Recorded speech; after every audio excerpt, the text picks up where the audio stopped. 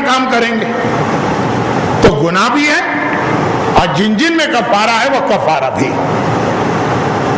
بھول کے عالم میں گناہ بھی نہیں ہے، اور جن جن میں کفارہ ہوتا ہے وہ کفارہ بھی نہیں۔ لا علمی، جو خاتون کا نیل پالش کا مسئلہ تھا وہ تیسری کیٹیگری کا، لا علمی، مسئلہ ہی نہیں معلوم تھا، چاہے وہ نیل پالش تو ضمناً آ گیا اونٹ کو سمجھانے کے لیے، ان میں سے بہت ساری چیز مسئلہ۔ مثال دے دوں بہت پریکٹیکل، میں عموماً پریکٹیکل مثالیں دینے کی کوشش کرتا ہوں۔ ہر کتاب میں ہر مجتہد کے پاس لکھا یہ ہوتا ہے کہ احرام کی حالت میں خوشبو حرام۔ آگے جب ڈیٹیل آتی ہے تو ایک آخری مسئلہ اس میں ایسا ہوتا کہ عام طور پہ لوگ ذہن جاتا بھی نہیں کہ خوشبو میں یہ لکھا ہوگا۔ خوشبو کا استعمال حرام ہے، اور اگر کہیں بدبو ہو تو اس سے بچنے کے لیے ناک بند کرنا بھی حرام۔ اب یہ الگ سے مسئلہ نہیں لکھتے، یہ آتا ہے خوشبو کے اندر۔ اب ایک آدمی نے کہا مجھے احرام میں خوشبو استعمال ہی نہیں کرنا، تو میں کیوں پورا صفحہ پڑھوں؟ تو آگے بڑھ گئے، جبکہ بدبو میں ناک بند کرنا احرام کی حالت میں 12-14 گھنٹے کا احرام تو ہو گئی، اور حج کا تو 48 گھنٹے کا۔ آپ واش روم یا ٹوائلٹ جائیں گے، اور جہاں آپ جائیں گے وہ عموماً پبلک پلیس ہوگی، 500 آدمی اس کو استعمال کر چکے ہیں اور 200 آدمی باہر لائن میں کھڑے۔ اب یہ کہ بدبو ہو رہی ہے اور آپ احرام میں آپ نے ناک بند کر لی، گناہ ہو گئے۔ دوران حج اتنی ساری خلقت خدا، 20 لاکھ آدمی، 2 ملین، کہیں کچرا پڑا ہے، کہیں کھانا سڑ رہا ہے، کہیں پہ ٹوائلٹ وغیرہ میں رش زیادہ تھا تو لوگ وہیں راستے پہ پیشاب سے فارغ ہوئے، آپ گزر رہے ہیں، بدبو بدبو بدبو، آپ نے ناک بند کر، حرام۔ اس میں کفارہ نہیں ہے لیکن حرام۔ لیکن یہ مسئلہ وہ ہے کہ بہت سے لوگ اس کی خلاف ورزی کرتے ہیں، لا علمی، کیونکہ کسی بھی مجتہد نے اپنی کتاب بدبو کو الگ سے نمبر دے کے نہیں لکھا۔ 25 چیزیں حرام ہیں تو لکھا ہے خوشبو حرام ہے نمبر 16، نمبر 17 بدبو حرام ہے، نہیں، وہ خوشبو کے اندر ہی لکھ دیتے ہیں۔ تو بہت سے لوگ پورا مسئلہ پڑھتے ہی نہیں، بھائی ہمیں خوشبو استعمال ہی نہیں کرنا تو ہم کیوں پڑھیں؟ اب یہ والی غلطی 8-10 سال سے ذرا کنٹرول ہوئی ہے، جب میں نے اس طرح سے کلاس میں بتایا۔ تو اب اس سے پہلے جو لوگ بدبو میں ناک بند کرتے تھے، لا علم، اس کا مسئلہ۔ پھر سن لیجئے، بھول کے عالم میں اگر جو بھی اس میں سے کام ہو گئے، کوئی گناہ نہیں، اور 4 چیزوں کو چھوڑ کے کوئی کفارہ بھی نہیں۔ 4 چیزوں میں بھول میں بھی کفارہ مگر گناہ نہیں۔ نمبر 2، جان بوجھ کر، انٹینشنلی، پرپزلی، اگر آپ نے یہ 24-26 چیزیں کی تو گناہ تو سب میں ملے گا، جان بوجھ کے جو کام کریں گے گناہ، اور آدھی سے زیادہ چیزوں میں کفارہ بھی۔ لا علمی مسئلے آپ کو اتنی تفصیل سے نہیں معلوم تھے، موٹے موٹے مسئلے، سرسری مسئلے، چاٹ آپ کے سامنے، ہر ایک کی تفصیل نہیں پتہ، اور اس میں سے کوئی غلطی کرنا، تو لا علمی میں بھی کوئی کفارہ نہیں سوائے ان 4 کے۔ لیکن گناہ ہے لا علمی کا۔ اب یہ 3 الگ الگ چیزوں کی 3 کیٹیگریز بن گئی، ذرا غور کیجئے گا مولانا نے کیا کہا۔ آمدن یا لا علمی میں کرے تو گناہ ہے، بھول میں کرے تو گناہ نہیں۔ بھول یعنی مسئلہ آپ نے سنا، مسئلہ آپ نے یاد کیا، اس وقت ذہن سے نکل گیا، یہ ہو گئی گناہ کی بات۔ جان بوجھ کر اور لا علمی میں گناہ ہے، بھول میں گناہ نہیں، یہ ایک الگ مسئلہ۔ اب آئیے کفارہ، جان بوجھ کر کرے تو کفارہ ہے، بھول اور لا علمی میں کوئی کفارہ نہیں، صرف 4 چیزوں میں تو ہے۔ اب آئیے یہ موٹا سا مسئلہ بتا کر، جس کا خلاصہ یہ نکلا کہ احرام کے دوران جتنی چیزیں آپ سے بھول کے عالم میں ہو جائیں، پورا چارٹ آپ کے سامنے ہے، ان میں جتنی چیزیں بھول کے عالم میں ہو آپ کو کفارہ نہیں دینا، بلکہ جتنی چیزیں آپ نے ایسی بھی کر لی جو مسئلہ نہیں پتا تھا، یہ خالی احرام کی بات ہے، طواف کی نہیں، احرام کی حالت میں جتنی ایسی غلطیاں کر لی ان کے اوپر لا علمی میں بھی اگر آپ نے کہ مسئلہ معلوم نہیں، آپ نے مسئلے سنے ہی نہیں، آپ نے مسئلے سیکھے ہی نہیں، آپ نے اللہ قبول کرنے والا ہے کا نعرہ لگا کے سارے حرام کیے، لا علمی میں کفارہ کوئی نہیں، گناہ اپنی جگہ ہوگا۔ مجھے معلوم ہے کہ ایک دفعہ کہنے سے یہ چیز واضح نہیں ہوگی، لیکن آپ یاد کیجئے، یاد رکھیے، حج میں سب سے زیادہ مسئلے آپ دیکھیں گے لوگ آ کے پوچھتے ہیں، مولانا احرام میں یہ ہو گئے، مولانا احرام میں وہ ہو گئے، مولانا احرام میں یہ ہو گئے۔ ہم نے کہا آپ کو یاد تھا؟ نہیں، یاد نہیں تھا، کوئی کفارہ نہیں۔ بہت ہی آسان اس کا جواب، آپ کو اب جو سوال میں آپ سے کروں گا نا، آپ اپنے آپ سے خود کیجئے گا۔ احرام میں کوئی غلطی ہو جائے، یہ دو جملے یاد رکھیے، اپنے آپ سے پوچھے گا کیا مجھے یاد تھا اس وقت مسئلہ؟ نہیں، یاد نہیں تھا۔ کیا معلوم تھا مسئلہ؟ نہیں، معلوم نہیں تھا، کفارہ نہیں۔ خود ہی اپنے سوال کیجئے گا، خود ہی آپ جواب دے دیجئے گا۔ مولانا آپ کی خدمت کے لیے حاضر ہیں، مگر آپ خود اس وقت مولانا بن جائیے، اور یہ دو سوال، جو غلطی بھی بھول سے ہو جائے کوئی کفارہ نہیں، جو غلطی بھی لا علمی سے ہو گناہ ہے، کفارہ کوئی نہیں ہے۔ کھانے کی بات ہے،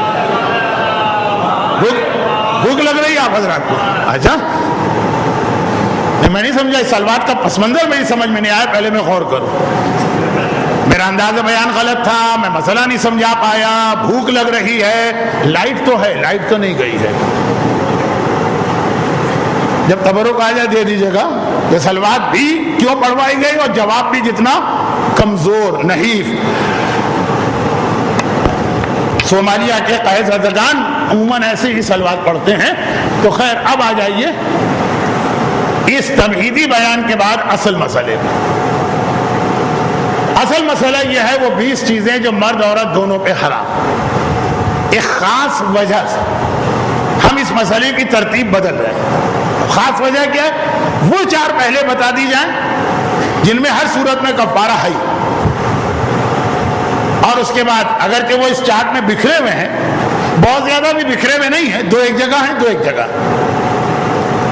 نمبر 1 بدن پر تیل ملنا، نمبر 2 بال اکھاڑنا، یہ 2 چیزیں احرام کی حالت میں حرام۔ احرام کے درمیان آپ اپنے بدن پر کوئی تیل، کوئی لوشن، کوئی کریم استعمال نہیں کر سکتے۔ ابھی تھوڑی دیر پہلے ایک مسئلہ آیا تھا غسل احرام کے حوالے سے، اس میں اور اس مسئلے میں ذرا سا فرق یاد رکھیے گا، اور یہ فرق ابھی بہت اہم مسئلہ بننے والا ہے۔ جن لوگوں کو ریشز کا پرابلم ہے وہ کوئی کریم لگانا چاہتے ہیں، جن مردوں اور عورتوں کو ہونٹ وغیرہ پھٹ جاتے ہیں، کھال پھٹ جاتی ہے، وہ اسکن کے لیے یا لپ گلوز ٹائپ کی کوئی چیز لگانا چاہیں، اور اگر کبھی ڈینگی وینگی ٹائپ کی کوئی بیماری حج کے علاقے میں پھیل جائے۔ پہلے 2 مسئلے اب میں تھوڑا سا بیان یہ بیٹھ کے کر رہا ہوں کیونکہ چارٹ کا کام فی الحال ختم ہو گیا۔ احرام کی حالت میں بدن پہ کوئی تیل، کوئی کریم، کوئی لوشن استعمال کرنا جائز نہیں۔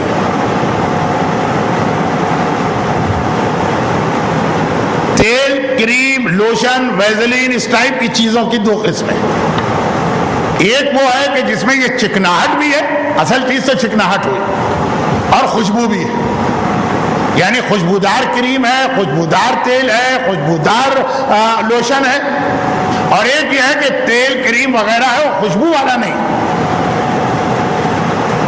احرام سے پہلے ایسا کوئی تیل، کریم، لوشن، شیمپو استعمال نہیں ہو سکتا جو خوشبو والا، بغیر خوشبو والا آپ استعمال کر سکتے ہیں کیونکہ احرام ابھی شروع نہیں ہو، اور وہ احرام سے پہلے بھی خوشبو والا اس وقت حرام ہے اگر اس کی خوشبو احرام تک چلے۔ یہ پورا یہ مسئلہ نہ بنے کہ احرام سے پہلے ہر خوشبو حرام ہو گئی، نہیں، اگر آپ نے احرام سے پہلے کوئی ایسا شیمپو استعمال کیا کہ اس کی خوشبو گھنٹہ آدھے گھنٹے میں اڑ جائے گی تو غسل اور تلبیہ کے درمیان اتنا وقت تو ہوتا ہی۔ خیر، خوشبو والا پہلے سے ہی حرام ہو جاتا ہے اگر احرام میں اس کا اثر بچے گا، لیکن جو بغیر خوشبو والا وہ احرام سے پہلے جو جتنا تیل، کریم، لوشن، ویزلین جو کچھ استعمال کرنا ہے استعمال کی۔ احرام پہننے کے بعد استعمال جائز نہیں. اچھا اب یہ ہوا عام مسئلہ. اور یہ والا عمل اگر غلطی سے بھی ہوا تو کفارہ دینا. مثلا احرام آپ نے پہنا ہوا, عادت ہوتی, بہت سے لوگوں کی عادت ہوتی کہ صبح اٹھنے کے بعد وہ کریم وریم لگائی, ویسلین لگائی, ہونٹ پھٹ رہے ہیں تو لپ گلوس وغیرہ استعمال کیا, بالکل ذہن سے نکل گیا کہ اس وقت ہم مکے میں احرام کی حالت میں بیٹھے, بالکل بے خیالی. اور یہ چونکہ آج کل کی زندگی میں اتنا یہ روٹین میں چیزوں کا استعمال آ گیا, آدمی کا دھیان بھی نہیں جاتا. وہ خود ہی ایک مرتبہ اس نے بیوٹی باکس کھولا یا وہ الماری کے ڈرار کھولی, نکالا, استعمال کیا, پھر یاد آیا ارے تو احرام تھا, کفارہ واجب ہو گیا. لیکن اگر یہ چیزیں ضرورت کے تحت استعمال کرنا پڑے, ضرورت کہتے ہیں کہ جب تکلیف اور اذیت شروع ہو گئی یا اتنا آپ قریب پہنچ گئے کہ آپ کو لگا کہ اب اگر میں کریم نہیں لگاؤں گا تو تکلیف شروع ہو جائے گی. تو میں نے کل ایک مردوں کے لیے مثال دی تھی ریشز. آپ نے احرام پہن لیا, 2-3-4 گھنٹے آپ نے چلا بھی لیے, لیکن اب ریشز ہو گئے, اب تکلیف شروع ہو گئی. اب بے انتہا تکلیف ہوتی, یا یہ کہ نہیں ابھی ریشز شروع نہیں ہوئی لیکن اب لگ رہا ہے کہ بس اب اگر میں نے یہ کریم وغیرہ نہیں لگائی, وہ اینٹی ریش, تو پھر یقیناً یہ ریشز شروع ہو جائیں گے اور تکلیف ہو جائے گی. یا جن کو کھال بال پھٹنے کا مسئلہ ہوتا, تو مسئلہ ذرا سا لمبا ہو گیا تو میں اس کو مختصر کر رہا ہوں. احرام کی حالت میں بدن پہ چکنائی والی کوئی چیز, تیل, کریم, لوشن وغیرہ استعمال کرنا حرام, اور اس پہ کفارہ بھی واجب, بلکہ اگر بھولے سے بھی غلطی ہو جائے تو کفارہ واجب. لیکن اگر ضرورت اور مجبوری کی وجہ سے اس کو استعمال کر رہے ہیں تو بس ایک بات کا خیال کر لیں کہ بغیر خوشبو والا تیل یا بغیر خوشبو والی کریم یا بغیر خوشبو والی لوشن یا بغیر خوشبو والا اینٹی ریش کریم ڈھونڈے اور وہ لگا. تو کہا بھول میں بھی کریم لگانے پہ کفارہ تھا, اب جان بوجھ کے بھی کریم لگانے پہ کفارہ نہیں, اگر ضرورت کے تحت لگایا اور بغیر خوشبو والی استعمال کیا.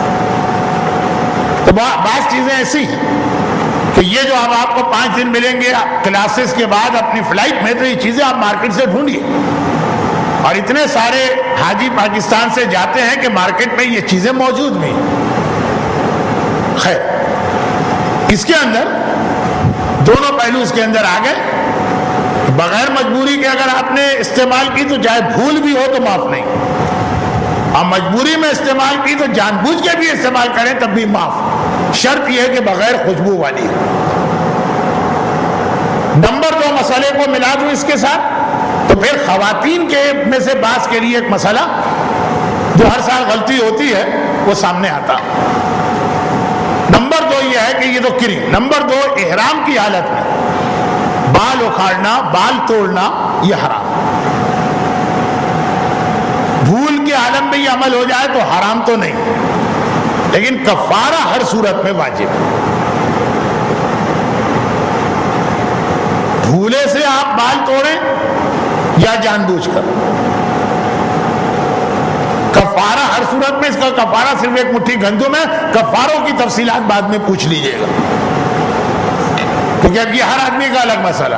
کچھ آدمی ہے پورے حج میں کفارہ واجب نہیں ہوتا, کچھ آدمی ہے کہ اپنا ایک حج کرتے ہیں 70-75 بکروں کا خون اپنی گردن پہ لیتے ہیں, کہ 75 کفارے خاتون پہ واجب ہوئے تھے ایک احرام. کیونکہ اس زمانے میں گنیز ورلڈ آف ریکارڈ کا اتنا رواج نہیں تھا, اس لیے ہم ان کو بلا نہیں سکے اور وہ مسئلہ ریکارڈ میں نہیں آیا, لیکن ویسے ان آفیشل ریکارڈ, اور وہ وہی خوشبو کی وجہ سے. بیٹا میں تو بغیر زردے اور قوام کے پان کے زندہ ہی نہیں رہ سکتی, مجھے کھانا نہ دو, مجھے پانی نہ دو, لیکن زردہ قوام فلیور والا پان کھانا ہی کھانا. خالہ یہ حرام ہے احرام میں, تو بیٹا اگر میں یہ نہیں کھاؤں گی تو مجھے کعبہ ہی نظر نہیں آئے گا, تو میں طواف کس کا کروں گی. خیر, تو یہ کہ 75 بکرے ان پہ واجب ہوئے, وہ بات بعد میں شاید آ جائے. ابھی ابھی تو مختصر یہ کہ کسی پہ ایک بھی نہیں ہے، کسی پہ 75، تو سب کو ٹائم کیوں ویسٹ کر؟ یہ تفصیل آپ مکے کی آخری تقریروں میں پوچھیے گا، ابھی خالی مسئلہ سنتے جائیے، بال اکھاڑنا۔ اور یہ والی غلطی بھول میں بھی معاف نہیں۔ چنانچہ اگر کوئی آدمی بھولے سے بھی اپنے سر پہ ہاتھ پھیرے اور کچھ بال ٹوٹ جائے، بھولے سے بھی اپنی داڑھی پہ ہاتھ پھیرے اور کچھ بال ٹوٹ جائے، تو کفارہ واجب ہو جائے گا، اگرچہ بھول کی وجہ سے گناہ نہیں۔ اب یہ بال کے مسئلے کی وجہ سے ایک مسئلہ مذاق میں بنتا ہے، ایک مسئلہ سیریس بنتا ہے۔ مذاق میں بنتا ہے کہ مولانا آپ دیکھیں یہ بال تو ٹوٹتے ہی رہتے ہیں، اور یہ کہ داڑھی پہ ہاتھ کو پھیرتے ہی، یہ تو کیا یہ بہتر نہیں ہے کہ ہم داڑھی شیو کرا دیں؟ نہ رہے بانس نہ بجے بانسری، کہ یہ مسئلے سے ہم بچ جائیں گے کہ یہ تو بھول میں بھی معاف نہیں ہے۔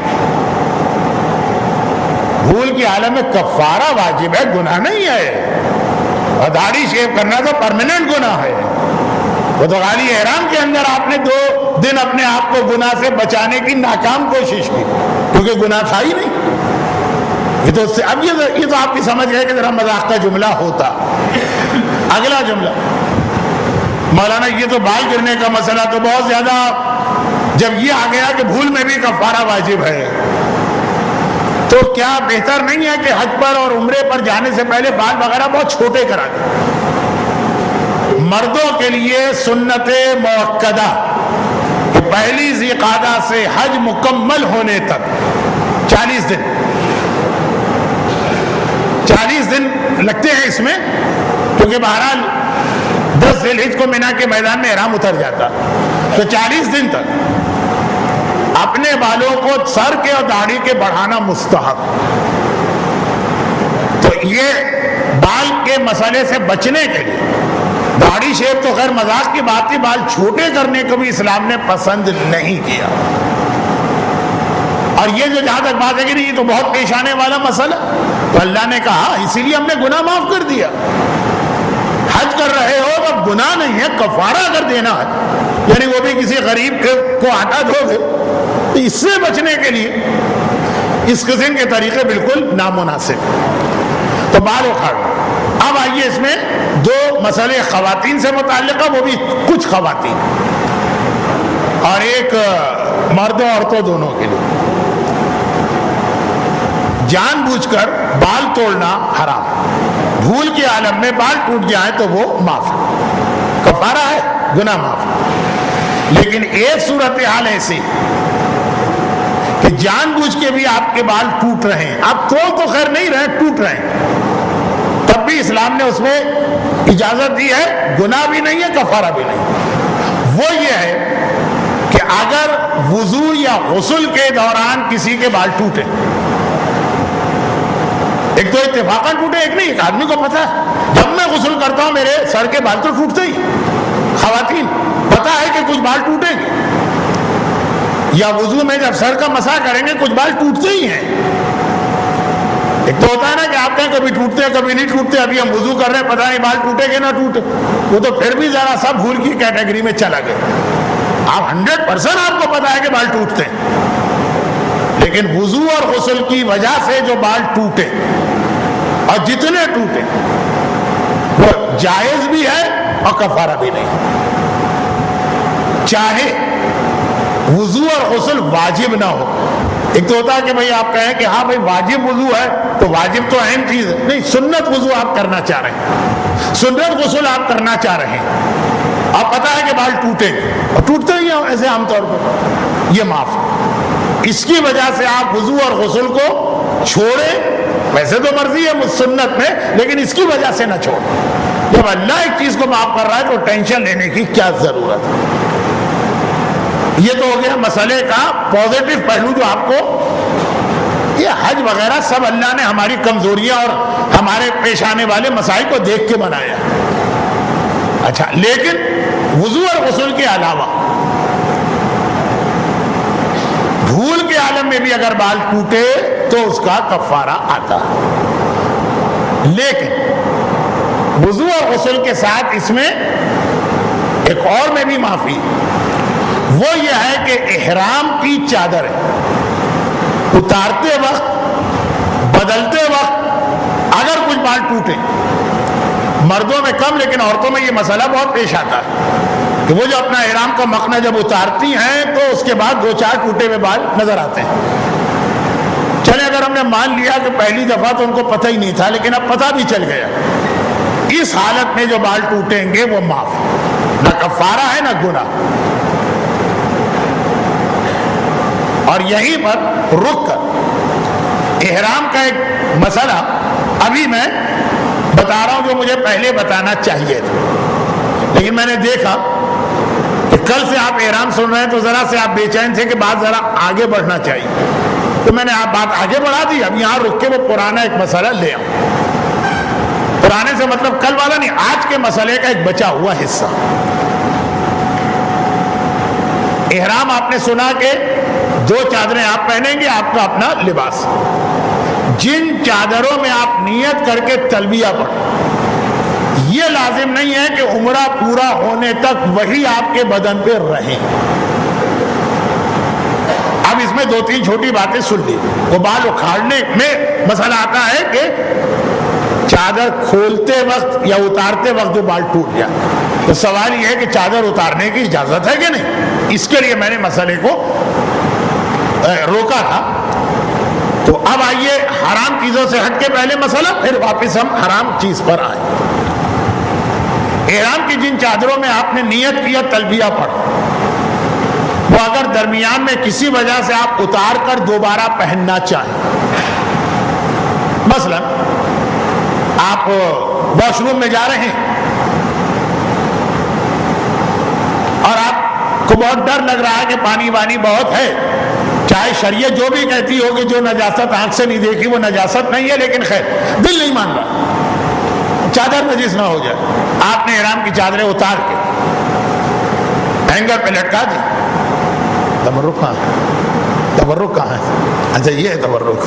ایک اعلان آیا ہے اس درود کی وجہ سے. ہاں یہ تو میں اشارہ کر چکا ہوں. انہوں نے کہا ہے کہ اگر آپ اجازت دیں تو ہم تبرک تقسیم کریں. ارے میں تو انتظار کر رہا تھا کتنی دیر سے. اب اس وقت ان کو مسئلے سمجھ میں نہیں آ رہے ہوں گے. شیرمال یا روٹی یا جو بھی تبرک ہوگا وہ بھی ضروری ہے. اب آپ تبرک لیتے جائیے اور میری بات سنتے جائیے، اور میری بات سنتے ہوئے آپ تبرک کو استعمال کریں تو آپ کو شکایت بھی نہیں ہوگی کہ ذرا پھیکا تھا یا مرچ مسالہ صحیح نہیں تھا. پتہ ہی نہیں چلے گا، بس پیٹ بھرے گا اور میرا بیان آگے چلے گا. تو سنیے بیان. وہ یہ ہے کہ احرام کی چادر اگر آپ کسی وجہ سے، مردوں کے لیے زیادہ مسئلہ ہے لیکن عورتوں کے لیے، وہ آپ اتارنا چاہیں تو اتار سکتے ہیں. عموماً لوگ ٹوائلٹ یا واش روم یا ریسٹ روم میں جاتے وقت چادر نجس نہ ہو اس لیے چادریں اتارنے کو ترجیح دیتے ہیں. گئے وہ واش روم میں، انہوں نے لاک کیا، چادریں اتار کے ہینگر پہ لٹکائیں، پھر ضرورت سے فارغ ہوئے دوبارہ پہنے، بالکل جائز. یہ بھی نہیں کہ جائز تو ہے لیکن مکروہ ہے، نہیں. وہی خواتین کا مسئلہ. تو احرام کی چادر اتارنا چاہیں یا وہ جوڑا جو ہے وہ اتار کے دوبارہ پہننا چاہیں. اب آئیے مسئلہ نمبر 2. بلکہ اگر آپ بدلنا چاہیں، وہ احرام کی چادر آپ نے پہنی تھی، کافی میلی ہو گئی، بہت پسینے والی ہو گئی، آپ کو شک سا ہونے لگا کہ شاید نجس ہو گئی، آپ نے کہا اس کو چینج کر دو، بالکل اجازت. البتہ میلی چادر کے حوالے سے کل مسئلہ آ گیا، بہتر یہ ہے کہ اس وجہ سے نہ بدلے، لیکن جائز تو اس وجہ سے بھی بدلنا جائز. خواتین وہ جو جوڑے میں احرام پہن کے نیت کر کے تلبیہ پڑھ کے آئیں، اگر کسی وجہ سے اس جوڑے کو اتار کر پہنے تو وہ تو پہلا مسئلہ تھا جائز، بدل کے دوسرا جوڑا پہننا چاہیں بالکل اجازت. نمبر 3 وہ یہ ہے کہ اگر جو احرام کا لباس بتایا گیا اپنے بدن کے پرائیویٹ پارٹس کھولے بغیر آپ باقی احرام کی چادریں اتار کے کچھ دیر بغیر اس کے بیٹھنا چاہیں، جب جائیں گے خانہ کعبہ کا طواف کریں، احرام کے بعد دوسرا واجب طواف ہے نا، اس وقت پہن لیں گے. مثلاً آپ حضرات کمرے میں پہنچے اور اب آپ 12 گھنٹے کا 10 घंटे کا سفر کر کے آئے, 4-5 گھنٹے آرام کر کے جائیں گے سیکنڈ واجب طواف کے لیے. آپ نے مردوں نے عموماً یہ ہوتا ہے, خاص طور پر گرمی میں, کہ اوپر کی چادر اتار کر ہی ایک طرف رکھ دی, خالی ایک ہی چادر میں سو گئے, لیٹ گئے, آرام کیا, یہ سب اجازت ہے, کوئی حرج نہیں. یہ نہیں ہے کہ احرام کی 2 چادریں مستقل جسم پہ رہنا چاہیے. خواتین کے درمیان بیٹھی, مثلا ہوٹل کے کمرے میں گئے, 4 عورتوں کے لیے کمرہ, 4 عورتیں, کوئی نامحرم مرد نہیں ہے, مکنا اتار کے وہی جو لباس ہے اسی میں وہ 4-5 گھنٹے بیٹھنا چاہے تو کوئی حرج نہیں. بلکہ اب میں بہت احتیاط سے ایک لفظ کہہ رہا ہوں, اسے مذاق کا نشانہ نہ بنا لیجئے گا. وہ یہ کہ اگرچہ کاروان ابو ذر میں تو ایسا سسٹم ہوتا ہے کہ مرد الگ, عورتیں الگ کمرے, بعض اوقات ایسا ہوتا ہے کہ کسی اتفاق کے تحت 2 محرم رشتہ داروں کو ایک کمرہ مل جاتا, ابھی مجبوری ہو جاتی ہے, بھائی بہن ہے, ماں بیٹا, باپ بیٹی, ایک کمرہ دے دی, یعنی ایک مرد ایک عورت جو محرم ہے. وہاں بھی اگر عورت چاہے تو اپنا مکنا اتار کے بیٹھے, کب تک بیٹھے, جب تک طواف کی ضرورت نہ پڑے, یعنی اس مرد کے سامنے جس کے سامنے اس کو بال کھولنے کی اجازت ہے. مولانا تو آپ نے تو باپ اور ماں اور بیٹی بتایا, جو سب سے اہم مرد ہے شوہر بیوی, وہاں بھی اجازت ہے اگر مزید کسی گڑبڑ کا امکان نہ ہو. مطلب میں اس سے زیادہ کیا کہوں. خیر, تو خلاصہ یہ کہ احرام کی چادریں نیت اور تلبیہ کے وقت جو آپ کے بدن پر ہے, وہ پورے عمرے میں وہی چادریں بدن پہ رہنا ضروری نہیں, بغیر کسی مجبوری کے بدلی جا سکتی, اور وہی چادریں بھی رکھیں تو ہر وقت بدن پہ رہنا ضروری نہیں. احرام ہو گیا اب آپ کا, دوسرا واجب طواف. ان دونوں کے درمیان جو وقفہ, اس میں کوئی فعل حرام کیے بغیر, یعنی فعل حرام سے مطلب حج کا نہیں, حجاب کا, کوئی فعل حرام کیے بغیر چادریں اتاری جا سکتی ہیں. لیکن احرام کی چادر اگر نجس ہو جائے, یہاں لفظ چادر سے مطلب اس کو میں بدل دوں, احرام کا لباس اگر نجس ہو جائے, یعنی مرد کی دونوں میں سے کوئی ایک چادر یا عورت کا اپنا عام لباس یا وہ مکنا, تو احرام کے لباس کی نجاست معاف نہیں, اسے فوراً پاک کرنا, اور اگر فوراً پاک کرنا ممکن نہیں تو فوراً بدلنا واجب. اسی لیے اصغر عباس صاحب نے آپ کو یہ ہدایت دی ہوگی, اور اگر نہیں دی تو فی الحال اس کی ضرورت نہیں, آگے دیں گے. کہ ٹریولنگ میں ہمیشہ آپ ایک اسپیئر چادر احرام کی لے کے چلیں, اور خواتین ایک اسپیئر جوڑا. تو بعض اوقات سفر میں پاک کرنے کا یا وقت نہیں ہوتا یا پانی نہیں ہوتا, تو ایسی جگہ ہوتے ہیں کہ پاک کرنے جائیں گے تو اور نجاست پھیل جائے گی, تو ٹھیک ہے آپ اس کو بدل, آپ کے اوپر کی چادر. اب دیکھیے, احرام کی آپ نے 2 چادریں پہنی, زیادہ آپ کے ذہن میں مردوں خیال آئے گا کہ زیادہ چانسز نیچے کی چادر کے نجس ہونے کا, واش روم ٹوائلٹ میں, لیکن نہیں, زیادہ اوپر کی چادر نجس ہوتی ہے. نیچے کی چادر جب آپ بل دے کے اس کو مضبوط کرتے ہیں تو خاصا وہ پیروں سے اوپر آ جاتی ہے. نجس ہو سکتی ہے لیکن کم امکان. اوپر کی چادر اتنی لمبی ہوتی ہے کہ جب آپ اٹھتے ہیں بیٹھتے ہیں تو وہ چادر کے سرے جو ہے وہ پانی کے اندر یا بعض اوقات کموڈ میں چلے جاتے ہیں. اب اس وقت ہم اس کے اوپر ریسرچ نہیں کر رہے ہیں, بتا یہ رہے ہیں کہ کوئی بھی چادر اگر نجس ہو تو آپ کے لیے مسئلہ یہی, اس کو فوراً پاک کر. پاک کرنا مشکل ہے یا دل نہیں چاہ رہا, مشکل میں دل نہیں چاہ رہا, ہم یہاں حج کرنے آئے, دھوبی گھاٹ کھولنے نہیں آئے ہیں, نہیں پاک کرنا, کوئی بات نہیں, بدل لیں. ایک ایکسٹرا یا اسپیئر چادر آپ نے رکھی, یہی خواتین کا مسئلہ.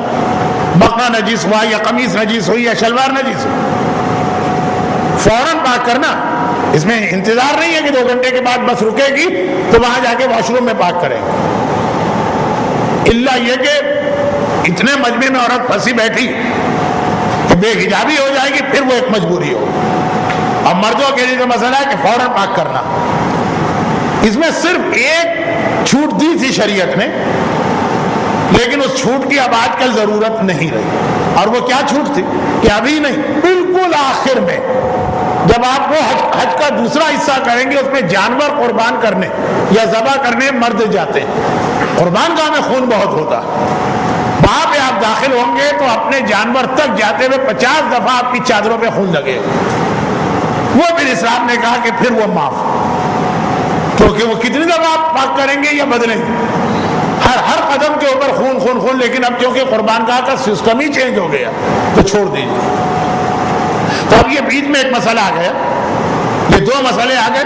احرام نجس ہو جائے تو اس کو پاک کرنا ضروری، چاہے آپ اسی کو پاک کریں، چاہے آپ پاک کا مطلب ہے اس کو بدل دیں اور نجس چادر کہیں رکھ دیں اور دوسری پاک چادر یا پاک کپڑے پہن لیں. البتہ اگر اوپر کی چادر نجس ہوئی ہے تو خالی اس کو بدلنا. نیچے کی چادر نے کیا قصور کیا؟ نیچے کی چادر نجس ہوئی ہے، خالی اس کو بدلنا. اسی طرح عورت کے لباس میں مخنا، قمیص، شلوار سب کا الگ الگ مسئلہ ہے. اور نمبر 2 یہ کہ بغیر کسی وجہ کے بھی چادریں اتاری جا سکتی ہیں، بعد میں وہی چادریں پہن سکتے ہیں، بعد میں بدل سکتے ہیں. یہ تو بیچ میں ایک بات اس لیے آ گئی تھی کہ شروع میں احرام 2 دن سے آپ سن رہے ہیں تو ذرا سی آپ کو تھکن ہو گئی تھی، تو ایک مسئلے کو میں نے روکا تھا بال اکھاڑنے میں، اس کو میں نے لا کے جوڑا. اب آئیے جو اصل مسئلہ چل رہا کہ اس کے اندر جو آپ کی نیت نہیں ہے لیکن چادریں یا کپڑے اتارتے وقت پہنتے وقت جو بال ٹوٹتے جائیں گے خود بخود وہ معاف.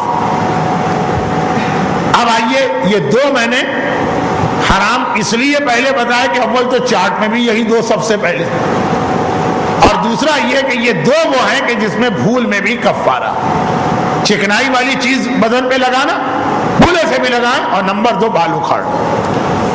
اب اس میں ایک مسئلہ بعض خواتین کو پیش آتا اور وہ یہ ہے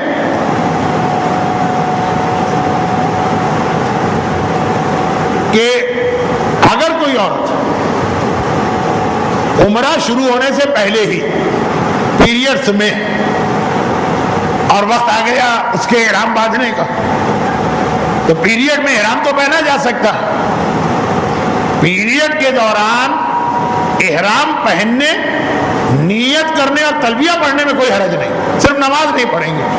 غسل بھی کر سکتے ہیں، نجاست ہے مگر احرام کا غسل، احرام کی چادر بھی پہنیں گے، نیت بھی کریں گے، تلبیہ بھی پڑھیں گے.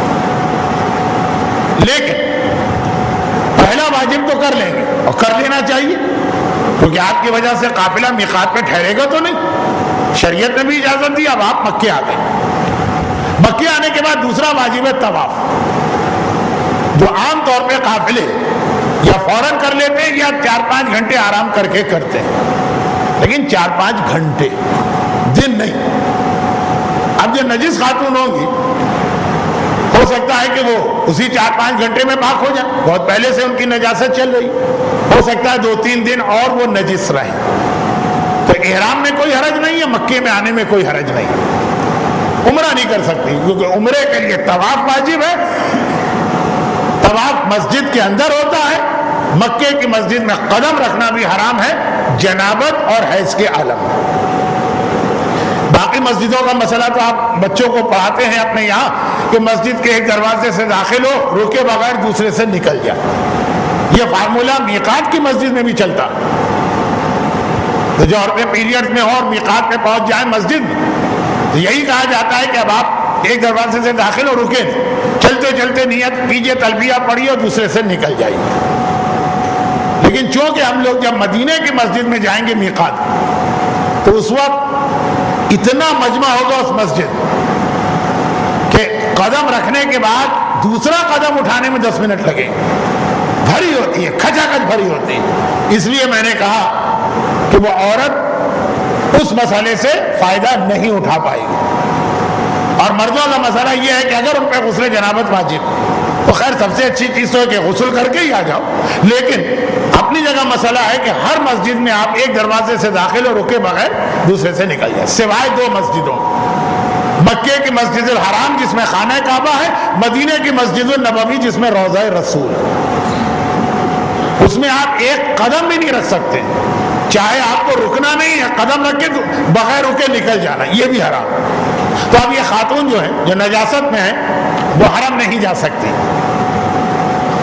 البتہ صفا مروا کی پہاڑی وہ مسجد کا حصہ نہیں, وہاں جا سکتی ہیں پیریڈز والی عورتیں, چاہے یہ شروع میں پیریڈز کا مسئلہ ہو احرام کے وقت, چاہے مکے کے قیام میں آگے جا کے جب کوئی احرام نہیں تب یہ مسئلہ پیش آ جائے. صفا پہاڑی مروا پہاڑی میں جا سکتے, وہ بھی ایک باہن دل کو مطمئن کرنے والا منظر ہوتا.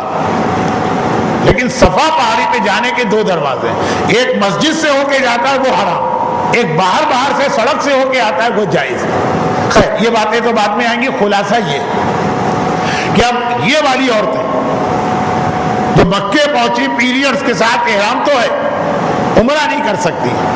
کتنے دن رکیں گی؟ جب تک کہ یہ پاک نہیں ہو جائیں گی. ہو سکتا ہے 4 دن لگے, ہو سکتا ہے 5 دن لگے, ہو سکتا ہے 6 دن.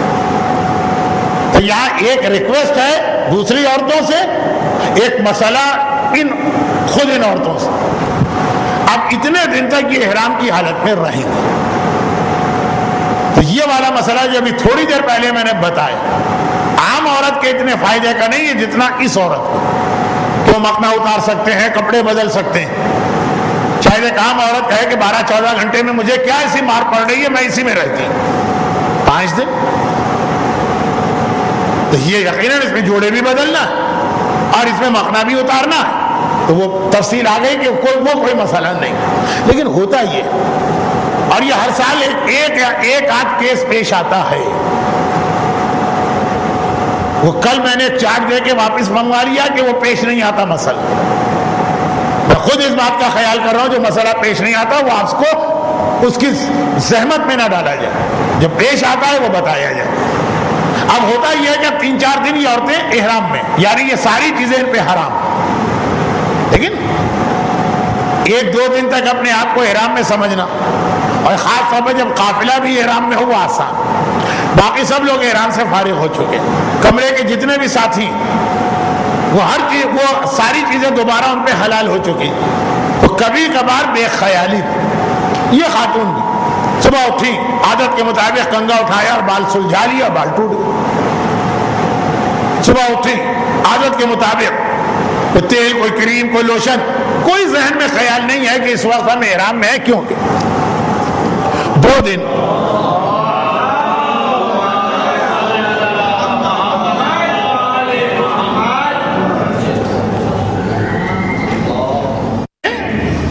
اب عورتوں کا احرام مردوں کی طرح بھی نہیں ہوتا, تو مردوں کی وہ جو چادریں ہیں وہ ان کو ہر وقت یاد دلاتی ہے کہ ہمارا احرام. تو عام کپڑوں میں مخنا بھی اتار دیا, جو میقات سے جوڑا پہن کے آئی تھی ہو سکتا ہے وہ بھی بدل دیا ہو. خیر یہ ساری چیزیں اس مسئلے کا حصہ نہیں. بے خیالی, کریم لگا دی, تیل لگا دیا, کنگھی کر لی, یہ 2 چیزیں بہت زیادہ ہو جاتی ہیں, کیونکہ یہ آج کل ہمارے یہاں زندگی کا حصہ بن گئی. پیسٹ کرنا اور تیل ڈالنا اور کنگھا کرنا اور خیال ہی نہیں رہتا. مگر اتفاق سے یہی 2 چیزیں وہ ہیں جو بھول میں بھی معاف نہیں, گناہ نہیں, کفارہ دینا پڑے گا. تو خواتین جو پیریڈز کی عالم میں ہوں اور ان کو 4-5 دن اس حالت میں رہنا پڑے, وہ ذرا سا احتیاط کریں. اور اب آئیے درخواست. یہ درخواست میں مردوں اور عورتوں دونوں سے کر رہا ہوں. مردوں کے لیے اصل اس کا موقع پڑے گا جا کے 8 نومبر کو, لیکن ایک آدھ جگہ شاید ابھی بھی پڑ جائے. مسئلہ کیا ہے؟ مسئلہ یہ کہ جس کمرے میں آپ رہ رہے ہیں, خواتین بھی مرد, اگر آپ کا احرام اتر گیا مگر کسی وجہ سے آپ کے کمرے کے ساتھی کا احرام ابھی نہیں اترا, جیسے خواتین میں آ گیا کہ 4 عورتیں کمرے میں ہیں, 3 پاک تھی, وہ جا کے عمرہ کر کے احرام اتار کے فارغ ہو گئی. ایک عورت بیچاری پیریڈز میں, اس کا احرام چل رہا. یا مردوں 3 مرد ایک کمرے میں ہیں, 2 جا کے عمرہ کر کے آ گئے, ایک صاحب مکہ پہنچ کے بیمار پڑ گئے. اب وہ 2 دن کے بعد جب صحت ہوگی تو جا کے عمرہ کریں. یا مردوں اور عورتوں کا مشترکہ مسئلہ کہ کاروان کی کسی انتظامی مجبوری کی وجہ سے ایک کمرے میں مثلا محرم مردوں اور عورتوں کو جمع کرنا پڑا, مردوں کا احرام اتر گیا, عورت کا احرام باقی. درخواست کہ جن کے لیے چیزیں حلال ہو گئیں وہ بھی ان چیزوں کو ایوائڈ کریں جو احرام والے ساتھی کے لیے ابھی تک حرام. بھئی ہمارا احرام اتر گیا کیونکہ ہم نے پورا عمرہ کر لیا, ہم آئے, ہم نے پرفیوم اٹھایا, ایک مرتبہ بدن پہ چھڑکا, مگر جو ہمارا ساتھی ہے یا ہماری ساتھی اس کے لیے خوشبو ابھی تک حرام. اب آپ کہیں گے جی ہمارے لیے تو حلال ہو گئے. یا شیخ اپنی دیکھ, ہر آدمی اپنے آپ کو دیکھے, میں کیوں دوسروں کا خیال کروں. اس مزاج کے ساتھ حج تو نہیں ہوتا. تو بہرحال یہ ایک درخواست ہے کیونکہ مسئلے جھگڑے ہمیشہ ہمارے پاس آتے ہیں کہ مولانا ہمارا احرام ہے, باقی عورتوں کا احرام نہیں, خوشبو خوب لگا رہی ہے. اچھا, تو یہ تو ایک ایسی درخواست ہے جو پریکٹیکل ہے. اب آئیے چارٹ کو ہم آگے بڑھائیں. آج اگر یہ چارٹ بھی مکمل ہو جائے تو میں اس کو ایک کامیاب کلاس سمجھوں گا. پھر کل تو انشاءاللہ طواف کا مسئلہ. دو چیزیں تو ابھی ہم نے بالکل صحیح ترتیب سے بتائیں. اب ہم جا رہے ہیں دو ان چیزوں پر جو بغیر ترتیب کے اس لیے ہیں کہ ان میں بھی بھول کی معافی نہیں, اور وہ میں ایک ایک جملے میں مکمل کروں گا. مشترک چارٹ کی آخری دو چیزیں, جمع کرنا یعنی شوہر و بیوی کے تعلقات اور شکار. یہ دو ایسی غلطیاں ہیں کہ بھولے سے بھی ہو جائیں تو اس کے اوپر کفارہ آتا. یہ بار بار آپ نے سنا کہ بھولے سے ہو تو گناہ نہیں. میں بہت کھل کے نہیں کہنا چاہتا, لیکن حتیٰ پوائنٹ نمبر 19 احرام کی حالت میں تو بھولے سے یہ غلطی ہوگی, گناہ نہیں, کفارہ ہے. جان بوجھ کر ہو تو بہت بڑا گناہ ہے اور بڑا کفارہ ہے. لیکن بہرحال اس وقت مسئلہ بھول کا ہے اور یہ مسئلہ بہت کم پیش آتا. ایک تو ویسے ہی لوگ ذرا احتیاط کرتے ہیں, اور پھر یہ کہ کاروان کی انتظامیہ اتنا موقع کہاں دے کہ کوئی آدمی گڑبڑ کرے. اور 20ویں اور آخری چیز اس کامن چارٹ کی شکار, یہ بھی اگر آپ سے بھول میں ہو جائے تو کفارہ ہے. اکثر ایک جملہ میں کہتا ہوں, شاید آج نہیں کہنا چاہیے مجھے کیونکہ وقت نہیں, پھر بھی کہے. معصومین کے زمانے میں جو حج ہوتے تھے اس میں سب سے زیادہ احرام کی جو غلطیاں ہوتی تھی وہ شکار. آپ معصومین کے واقعات پڑھتے چلے جائیے, جتنے مسئلے لوگوں سے پوچھے, لوگوں نے آ کر امام سے حج کی غلطیوں کے پوچھے. طواف کے بہت کم, احرام کے بہت کم. شکار, مولا میں احرام میں تھا شکار کر لے, مولا میں احرام میں تھا شکار کر لے. امام حسن کے مشہور واقعے سے لے کر کہ وہ احرام کی حالت میں شتر مرغ کے انڈے بھون کے کھا گیا اور شکار, نویں امام کے یحییٰ ابن اقسم کے مناظرے تک شکار. لیکن جتنا اس وقت مسئلہ پیش آتا تھا اتنا ہی آج کل ختم ہو گیا. تو اب اس کو میں یہاں روک دیتا ہوں. پہلے زمانے کے بدو والا پیدل حج کرتے تھے, مسجد شجرہ سے مکہ آنے میں 450 کلومیٹر کئی دن لگتے تھے. بھوک پیاس کے عالم میں تو وہ شکار ہی کر کے گزارا کرتے, نہ اس وقت ہوٹل تھے نہ مسافر خانے. بہرحال یہ دو غلطیاں ایسی کہ ان میں بھول میں بھی کفارہ ہے, لیکن یہ چھوڑ دیجیے. اب آئیے, بھول والی غلطیاں ختم. اب ہم نارمل طریقے سے چارٹ آگے بڑھائیں گے. جو چیزیں حرام, بدن پہ چکنائی والی چیزوں کا استعمال, جن کو بہت دور سے چارٹ نظر نہیں آ رہا تو وہ ہاتھ کے بکلیٹ کو دیکھیں. نمبر 2 بال اکھاڑنا. نمبر 3, اور یہ ترتیب میں نے ذرا مراجع کی کتاب سے ہٹ کے اس لیے کی ہے کہ وہ جو میں ابھی تھوڑی دیر پہلے وضاحت کر چکا ہوں. نمبر 3 کا اے الگ ہے اور بی الگ ہے. اے ہے خوشبو کا استعمال, یہ بھی حرام ہے, مرد پر بھی عورت پر. نمبر 2 بدبو سے بچنے کے لیے ناک بند کرنا, یہ بھی حرام ہے, مرد کے لیے بھی عورت کے لیے بھی. فرق صرف یہ ہے کہ خوشبو کا استعمال, اگر کسی نے خوشبو استعمال کی حرام بھی ہے, کفارہ بھی ہے. بدبو سے بچنے کے لیے ناک بند کی جان بوجھ کر, بھول میں تو سب معافی, جان بوجھ کر حرام تو کیا, کفارہ نہیں. بدبو سے بچنے کی کئی مثالیں میں نے دے دی, اور چونکہ ابھی شروع میں آپ کو یہ مسئلہ اتنا پیش نہیں آئے, نہ اتنا رش ہے حرم میں, نہ ایسے کوئی پبلک پلیس پہ ابھی آپ کو جانا ہے, تو مزید مکے میں بھی یہ مسئلے بتائے جائیں گے. جب حج کا دوسرا حصہ جو نہیں ہے اس میں چارٹ میں نے ہٹوا دیا خود ہی, حج کے دوسرے حصے میں جب آپ عرفات, منا, خیمے اور وہ سب, تو یہاں اتنا کا مسئلہ نمبر 3 کے اے پر واپس آئیے. خوشبو کا استعمال حرام. اس کا بریکٹ دیکھیے گا, خوشبو کے استعمال میں صابن اور ٹوتھ پیسٹ بھی شامل ہے. اچھا یہ لفظ میں نے لکھا ہے اس بورڈ پر, خوشبو کا استعمال, اور مراجع تو خالی خوشبو لکھتے ہیں. استعمال کا مطلب ہے تینوں طریقوں کا استعمال حرام. جو سب سے پہلے ذہن میں آتا ہے خوشبو لگانا. اگر آپ نے خوشبودار کریم لگائی تو اس میں 2 حرام جمع ہوئے, پہلا اور تیسرا. کریم کوئی بھی ہو وہ لگانا حرام ہے, چاہے خوشبودار ہو چاہے بدبودار, چاہے بغیر بو. اور تیسرا خوشبو کا استعمال, چاہے وہ کریم ہو چاہے کوئی اور خوشبو. تو خوشبو کا استعمال اور پہلے دونوں جمع ہو جاتے ہیں خوشبودار کریم. خیر وہ تو ہم کریم کے مرحلے سے نکل آئے. خوشبو کا استعمال حرام, جس میں خوشبو لگانا آ گئے. پیسٹ جو آپ کرتے ہیں اگر خوشبودار ہے تو وہ لگانے کے معنوں میں آئے گا. صابن اگر آپ استعمال کرتے ہیں یا شیمپو استعمال کرتے ہیں وہ خوشبو لگانے میں آئے گا. اور پرفیوم اور عطر تو ہے خوشبو لگانا. یہ احرام کی حالت میں آپ کے لیے حرام. بلکہ مسئلہ آ چکا ہے لیکن آدھا جملہ, بلکہ اگر احرام سے پہلے بھی کوئی ایسی خوشبو استعمال ہوئی جس کے اثرات احرام کے اندر باقی ہیں, یعنی جس کے اثرات تلبیہ کے بعد بھی باقی ہیں, تو وہ بھی حرام. نمبر 2, استعمال کا مطلب ہے خوشبو سونگھنا. خوشبو کا سونگھنا بھی کسی انداز سے ہو وہ حرام. البتہ یہ والا گناہ وہ ہے جو بھول میں معاف ہے. آپ دیکھیں گے اس میں بلیک سرکل نہیں. جس میں بلیک سرکل نہیں ہے وہ ساری چیزیں بھول کے عالم میں معاف بھی ہیں, کفارہ بھی نہیں.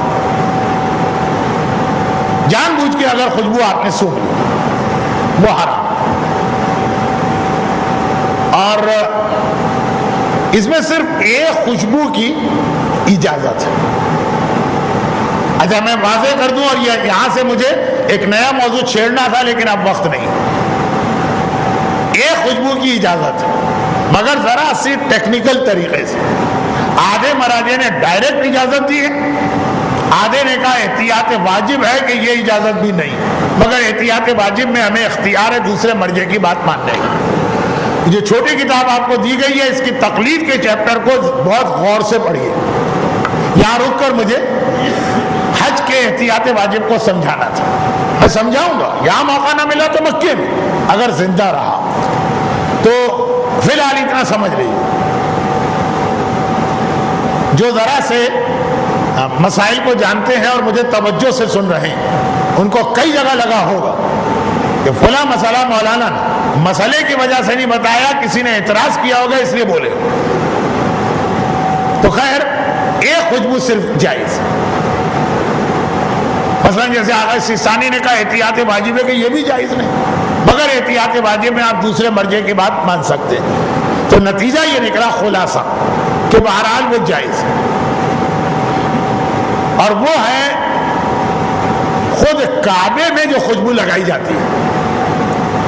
کعبے میں ایک تو بہت سے لوگ عقیدت میں عطر وطر لا کے لگاتے ہیں, وہ تو خیر اتنا غیر نمایاں ہوتا, لیکن باقاعدہ خود کعبے کے لیے حکومتی انتظام ہے کہ اس کے غلاف کو بھی اور اس کی دیواروں کو بھی اور حجر اسود کو بھی اس کے اوپر خوشبو لگائی جائے. خلوق, اس خوشبو کا ایک نام بھی ہے مخصوص خلوق. وہ والی خوشبو اگر آپ احرام کی حالت میں کعبے کو بوسہ دینے پہنچے یا حجر اسود کو بوسہ دینے پہنچے جب احرام آپ نے پہنا, میرا تو مشورہ یہ ہوتا ہے کہ مکہ پہنچ کے کعبے کے قریب جا کے پہلے عمرہ کر لیں, احرام اتار لیں, پھر آپ کعبے کے قریب جائیے. میں ہر سال یہ کہتا ہوں اور اس کا اصل موقع کل آئے گا اس کی تفصیل کا. لیکن مجھے بھی پتا کہ کاروان ابو ذر کے حجاج زندگی میں پہلی بار کعبے کو دیکھ رہے ہیں. اس وقت اتنے ایموشنل یا جذباتی ہوتے ہیں، ساری چیزیں ذہن سے نکل جاتی ہیں۔ پھر بھی مشورہ جو اصل میں کل آنے والا طواف کعبہ میں، ابھی بھی سن لی کہ احرام اترنے تک، یعنی احرام اترے گا جب آپ تقصیر کریں، کعبے کے قریب ہی نہ جائیے۔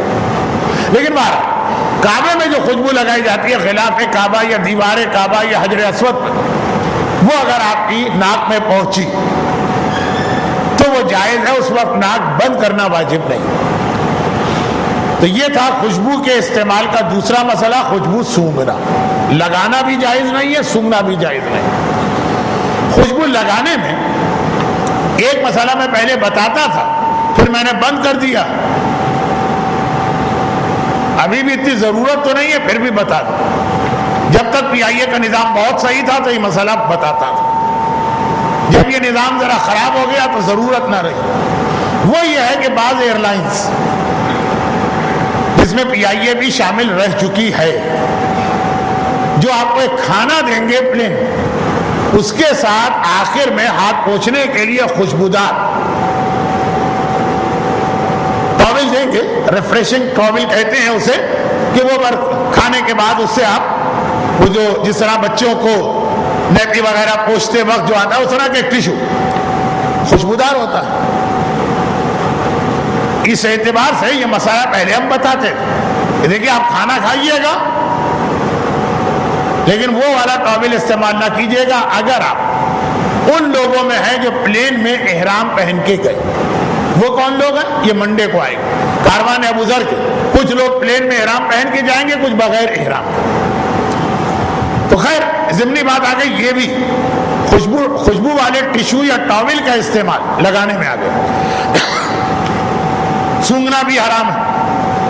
یہ دو چیزیں تو فوراً ذہن میں آتی ہیں، خوشبو سونگنا، خوشبو لگانا۔ خوشبو کھانا بھی حرام ہے، بلکہ بعض مراجع یہ کہتے ہیں، آج کے نہیں، کہ احرام میں جو اسلام نے خوشبو حرام کی وہ صرف خوشبو کھانا حرام کیا، باقی خوشبو کی دونوں قسمیں جائز ہیں۔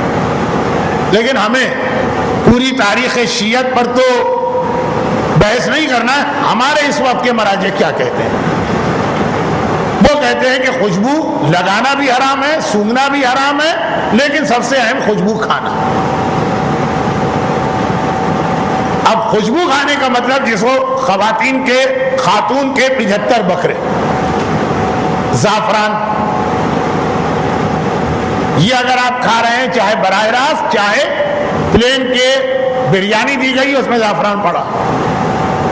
اب پی آئی اے تو آج کل بہت زیادہ بجٹنگ پہ آ گئی ہے، کٹوتی میں آ گئی، چاول میں گوشت بھی پڑا ہو تو بہت بڑی بات ہے، لیکن یہ ہے کہ وہاں سعودی عرب پہنچ کر احرام آپ نے پہن لیا میقات پر، طواف آپ کریں گے 4 گھنٹے بعد، اس دوران اگر کوئی کھانا آپ نے کھایا تو خیال رکھیے گا کہ وہاں زعفران بہت سستی ہے، چاولوں میں عام طور پہ زعفران ہوتی ہے۔ احرام کی حالت میں ہاں اگر آپ کو معلوم نہیں ہے تو آپ کھا سکتے ہیں، لیکن اگر معلوم ہے تو چاہے زعفران خالص شکل میں کھائی جائے، چاہے زعفران کسی کھانے کا حصہ ہو، لیکن زعفران ہی نہیں، خوشبودار ہر وہ چیز جس کی اپنی ایک خوشبو ہوتی ہے جسے لوگ خوشبو کہتے ہیں۔ تو جو پان میں زردہ یا قوام استعمال کرنے والی بزرگ خواتین اس میں یقیناً زعفران تو ہوتا۔ اب چونکہ ہمارے قابلے میں اکثر تو خوجی حضرات ہیں، تو آپ حضرات کی کچھ خاص ٹرمز ہیں جو مجھے آج تک یاد نہیں ہو، 555 پان مسالہ، تیز پتی، پتہ نہیں کیا کیا کیا عجیب و غریب نام، وہ یاد نہیں ہوئے۔ ان میں اگر زعفران وغیرہ پڑا ہوا، وہ عورتوں کے لیے بھی مسئلہ ہے، لیکن جو کہ مرد زیادہ کھاتے بھی ہیں اور زیادہ پوچھتے بھی، احرام کی حالت میں یہ نہیں کہہ رہا ہوں کہ 40 دن، جتنی دیر احرام آپ کے بدن پہ، 2 دن یا 12 گھنٹے، تو خوشبو کا کھانا بھی حرام۔ لیکن خوشبو سے یہاں کیا مراد؟ دنیا کی ہر چیز کی اپنی ایک بو تو ہوتی ہے، اس میں جسے خالصتاً خوشبو کہا جائے، زعفران خود ایک خوشبو ہے۔ یہ بحث میں نے کیوں چھیڑی، وقت نہیں ہے اس کا، اس لیے باقی باتیں تو بعد میں ہوں گی، ادرک، دار چینی، लौंग, पुदीना, पेपरमेंट और इस टाइप की चीजें, ये खुशबू है कि नहीं, ये अभी आप इसको छोड़ दीजिए, आप खुद बहुत कंफ्यूज होंगे। पहले वाला इहराम आपका 10-12 घंटे इन सब चीजों को छोड़ दीजिए, वरना मसाला लौंग का भी आएगा, मसाला दालचीनी का भी आएगा, मसाला ये पुदीने का और मिंट की तमाम बाकी किस्मों का भी आएगा। लेकिन फिलहाल कुछ चीजें मक्के के लिए भी रखिए। जब आप एक इहराम 12 घंटे का पहन चुके होंगे तो बहुत सारी चीजें आपकी खुद ही समझ में आने लगेंगी, जो अभी बताने का फायदा नहीं। लेकिन इसमें एक चीज खास तौर पे बता दूं, क्योंकि ये मसला तो पहले इहराम में ही शुरू हो सकता, वो ये है कि फल, फ्रूट्स, सेब की अपनी खुशबू, बल्कि बाद लोग सेब खरीदते ही यही चेक करके हैं कि खुशबू वाला है कि नहीं। तो बहुत सारे फल ऐसे हैं जिनकी अपनी खुशबू, इहराम की हालत में क्या वो खाए जा सकते हैं कि नहीं। अच्छा, अब आप ये देखिएगा, इहराम की हालत में उमूमन लोग थक जाते हैं और ग़िज़ा कम करते हैं ताकि कम से कम टॉयलेट जाना पड़े। नया आदमी है, उसको बहुत डर है कि मेरा इहराम नजीस ना हो जाए, कितनी बार इहराम बदलूंगा। और वो जो अरफात मिना में 2 दिन आप रहेंगे तो वहां तो आप सुनेंगे कि एक वॉशरूम या टॉयलेट पे 200 की लाइन है। तो अब ये कि उससे बचने के लिए लोग ग़िज़ा कम कर देते। अगर आप मुनासिब ग़िज़ा भी खाएं मगर जो इहराम और उम्रे के वाजिबात की थकन वो वैसे ही कमज़ोर कर देगी। और अगर ग़िज़ा में भी आपने तब्दीली कर ली तो और कमज़ोरी दूर करने का बेहतरीन इलाज होता है फल। केला खा लिया, सेब खा लिया, यही चीज़ें आपको मिलेंगी भी, और ये सब खुशबूदार है। तो ये मसला जो इस वक्त आपको चाहे कितना ही बेकार सा लग रहा हो, जब आप जद्दा एयरपोर्ट पर भूख से तड़प रहे हैं और आपको एक सेब लाके दिया गया, तब का ये मसला बनेगा। आप हजरात इस वक्त भी बहुत थक चुके हैं, लेकिन बजाय सेब के आपको प्रॉपर किस्म का एक तबर्रुक दे दिया गया है। इसीलिए अब अगर आप कहें हमारी आदत है कि तबर्रुक के बाद हम फल खाते हैं तो 5 मिनट 10 मिनट ठहर जाइए और जाके बाजार से खरीद लीजिएगा। लेकिन हज में आपको बहुत मिलेंगे फल, ये बेहतरीन चीज, तवानाई की तवानाई आदमी की रहती है, ग़िज़ा के मसले से भी बच जाता मगर खुशबूदार। तो फलों का मसला ये बाद लोगों को अजीब लगता, मगर ना मेरे पास वक्त है समझाने का ये मसला, और न ही इस किस्म के एतराज़ात का जवाब देना मेरी आदत है। मसला यह है कि खुशबूदार फल खाए जा सकते हैं, सूंघे नहीं जा सकते। वो खुद खुशबू नहीं माना गया है फल के पीस, लेकिन उसे नाक से लगा के अगर आपने सूंघा वो हराम। सूंघे बगैर आपने खाया, खाते वक्त जो मुंह में एक टेस्ट आएगा खुशबू का, या हो सकता है कि बाद लोगों की नाक बायोनिक नाक टाइप की हो कि बहुत दूर से भी वो सूंघ लेते हैं। आपको ऐसे कुछ लोग मिलेंगे।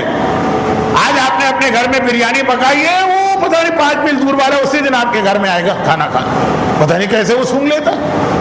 तो अगर किसी की नाक बहुत ताकतवर, वो खा रहा है और खुशबू जा रही है नाक में, सूंघ नहीं रहा, वो सब माफ।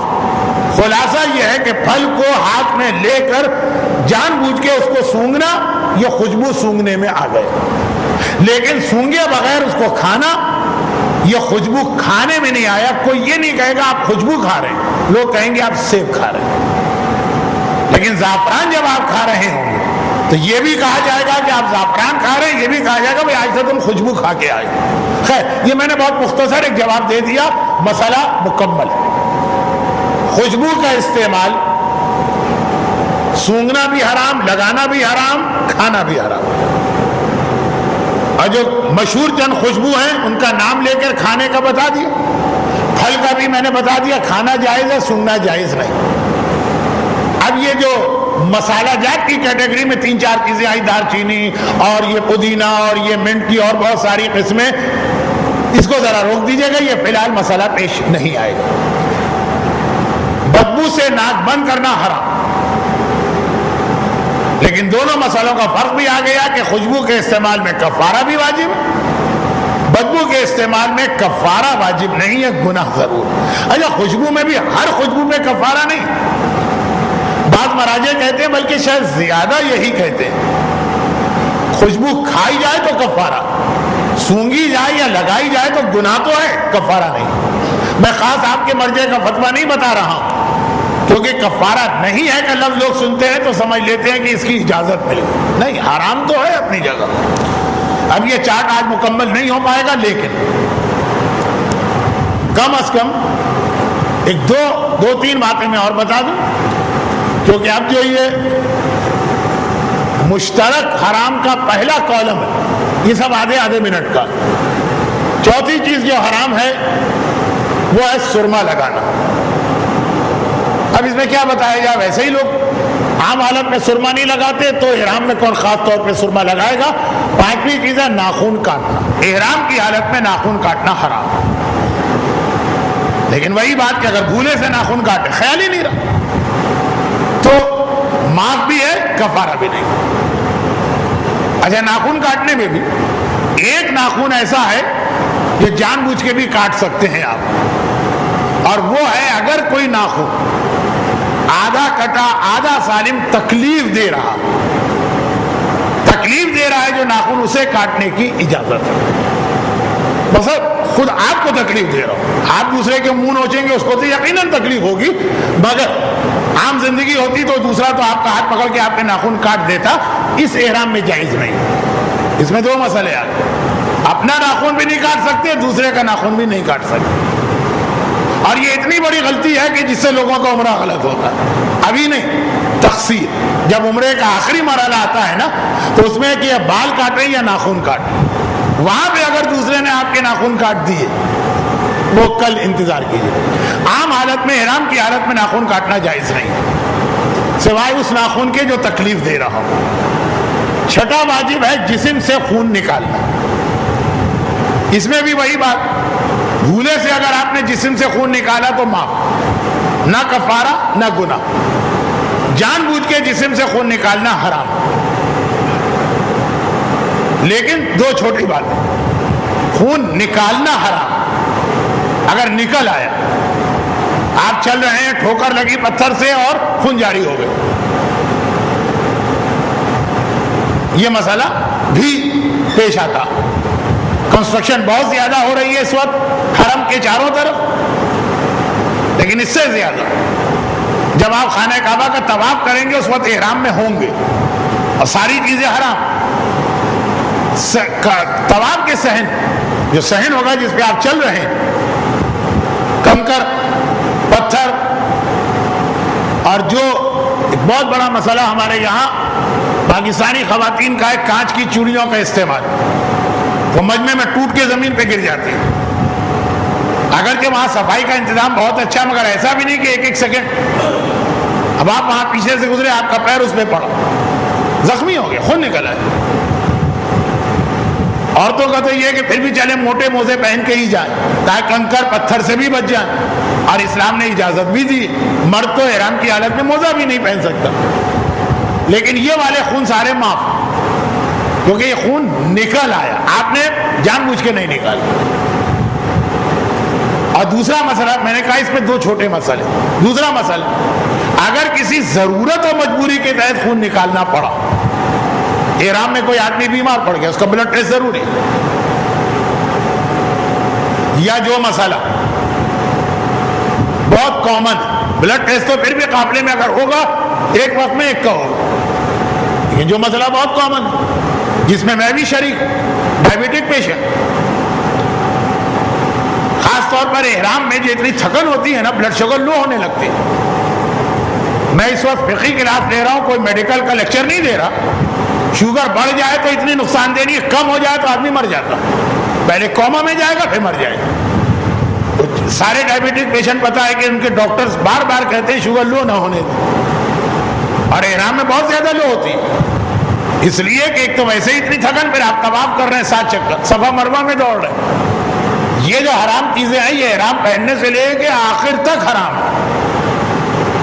تو اب اگر اس وقت آپ کو چیک کرنا ہے آپ کی پوزیشن کیا، تو جان بوجھ کے ہی آپ خون نکالیں، لیکن یہ والا خون جو نکالا یہ بھی معاف، کیونکہ یہ آ گیا ضرورت یا مجبوری کی کیٹیگری۔ اگر کبھی کسی وجہ سے دوران احرام انجیکشن لگانا پڑے. کبھی تو ایسا بھی ہوتا تھا پہلے کہ آپ سعودی عرب میں قدم رکھتے تھے تو پاکستان وغیرہ کے سرٹیفکیٹ کو نہیں مانتے تھے, خود وہیں پہ انجیکشن لگاتے تھے. اور اتنے سارے لوگوں کو انجیکشن لگانا ہے تو وہ آپ کی نزاکتوں کا خیال نہیں کرتے تھے. وہ جیسے قصائی آگے بڑھتا ہے, جیسے وہ دیوار توڑنے والا ہتھکڑی اور چھینی سے دیوار میں سوراخ کرتا, اس طرح سے انجیکشن بازو میں گھسیڑتے تھے. خون نکلا معاف. اور پھر ڈائبیٹک پیشنٹ انسولین کا اگر انجیکشن لیتا, مجھے نہیں پتا کاروان ابوذر کی پالیسی میں ایسے لوگ کاروان میں آ سکتے ہیں کہ نہیں آ سکتے, لیکن بہرحال بہت سارے ایسے لوگ ہیں جب اپلیکیشن جمع کرائی ہوگی صحت مند ہوں گے, 4 مہینے میں بیمار پڑ گئے ہوں گے مثلا. تو خیر یہ سارے خون نکالنا, انسولین پیشنٹ کو پتا ہے کہ جب وہ انسولین لیتا ایک آدھ ڈراپ آف بلڈ نکل آتا, یہ سب معاف. تو کتنا بچا, بہت کم, آخر میں جا کے مسئلہ بچا, اس لیے اس کے اوپر وقت لگانے کی ضرورت ہے. 7واں یہ ہے جان بوجھ کر آئینہ دیکھنا. دیکھیے یہ تو مجھے جان بوجھ کے تو ہر ایک کے ساتھ لکھنا چاہیے کیونکہ یہ سب بھول میں معاف ہے سوائے 4, مگر ضرورت نہیں تھی. آئینہ جو کہ مسئلہ سب سے زیادہ پیش آئے گا, احرام پہننے سے لے کے حرم میں انٹر ہونے تک, حرم میں جانے کے بعد پھر آپ اس مسئلے سے بچ جائیں گے. لیکن آج کل کی زندگی میں اتنا آئینہ استعمال ہوتا, حتیٰ یہ کہ بلڈنگ میں اگر لفٹ ہے تو لفٹ تک میں آئینہ لگا ہے, اسی میں تو آپ کو جانا ہے اپنے کمرے تک.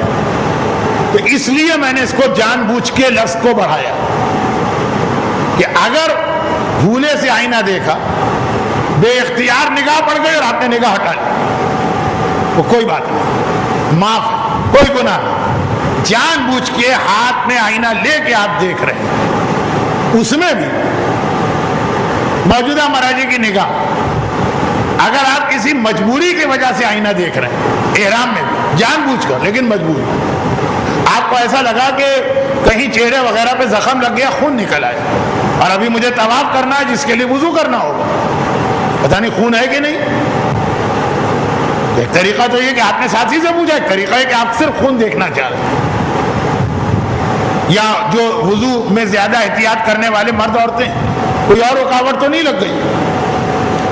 تو اگر کسی مجبوری کی وجہ سے آئینہ دیکھے یا ضرورت, وہ معاف, یعنی جان بوجھ کے دیکھے, باقاعدہ آپ نے آئینہ اٹھایا کہ مجھے اپنے آپ کو دیکھنا ہے, مسئلہ بھی پتا ہے کہ احرام میں یہ حرام ہے, لیکن میں اس کو زینت کی نیت سے یا اپنے آپ کو دیکھنے کی نیت سے نہیں دیکھ رہا ہوں, مجبوری, وہ معاف.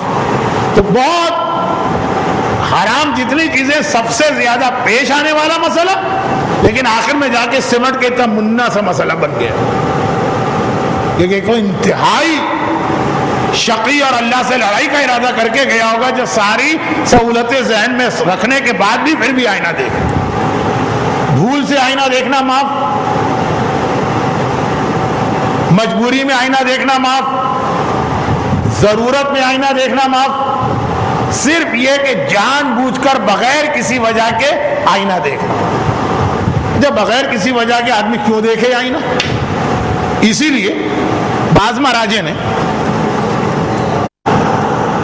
کہ زینت کی نیت سے آئینہ دیکھا, زینت, زیب و زینت وہ حرام ہے, وہ اسی وجہ سے کہ مجبوری, ضرورت, بھول یہ سب نکل جائے.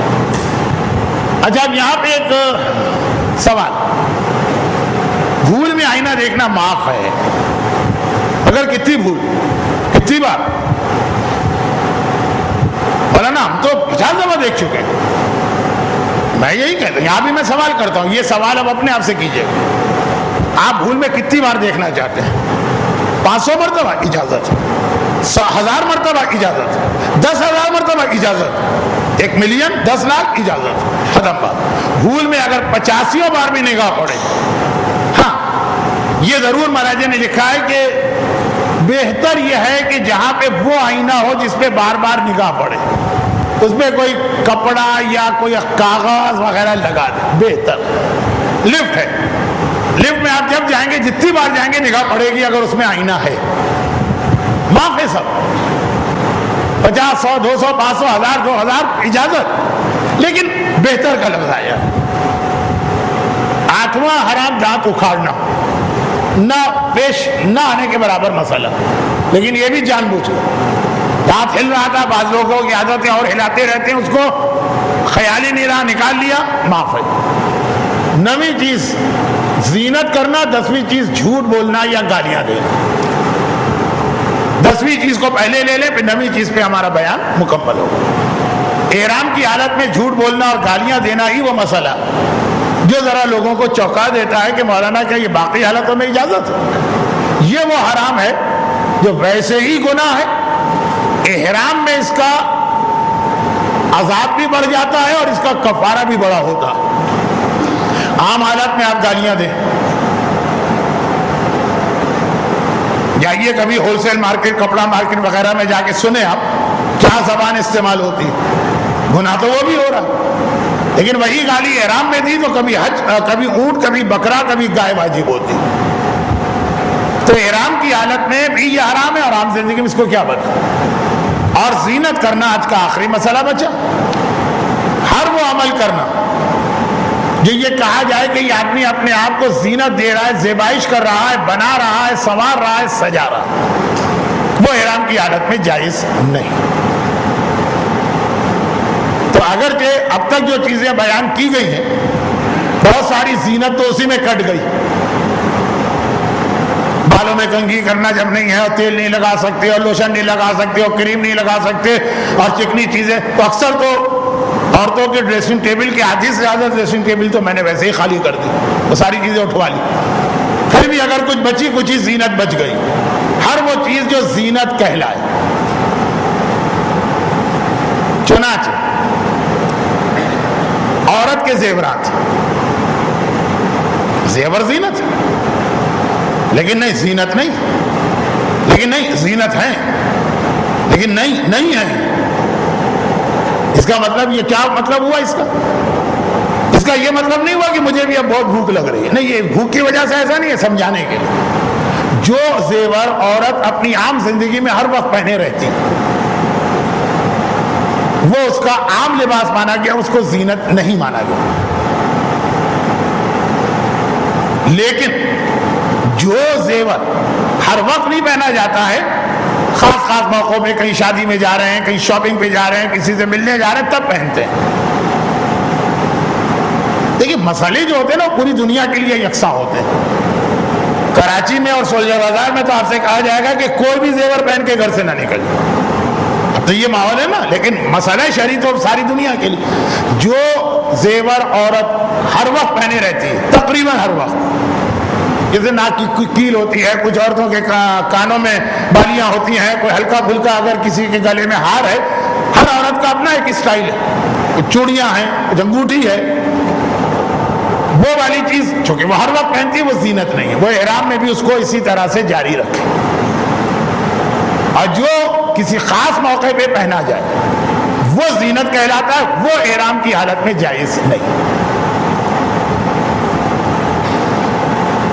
انگوٹھی کے لیے پھر بھی ایک مسئلہ ہے کہ اگر انگوٹھی عورت نے سنت کی نیت سے پہنی ہے تو احرام میں اس کو جاری رکھ سکتے ہیں، اور اگر زینت کی نیت سے پہنی ہے تو اتارنا۔